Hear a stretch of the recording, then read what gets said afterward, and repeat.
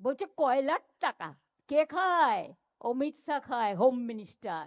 কি করে খায়? গদ্দারের থ্রুতে টাকা যায়। গদ্দার অ্যাডপ্টেড সন হয়ে গেছে। জগন্নাথের থ্রুতে টাকা যায় শুভেন্দু অধিকারীর কাছে, আর শুভেন্দু অধিকারীর থ্রুতে টাকা যায় অমিত শাহর কাছে। শুনুন, আপনাদের ভাগ্য ভালো এখনো যে আমি চেয়ারে আছি বলে না ওই পেন ড্রাইভ গুলো বাইরে বের করে দিই না।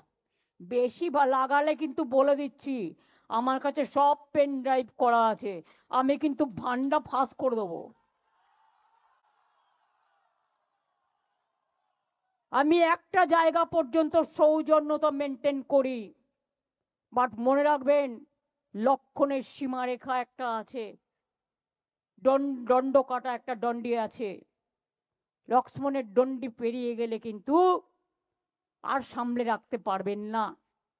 আমি অনেক কিছু জানি, বলি না শুধু দেশের স্বার্থে। আমি মুখ খুললে কাল সারা পৃথিবীতে হইচই হবে, কিন্তু আমি করি না, দেশটাকে ভালোবাসি বলি।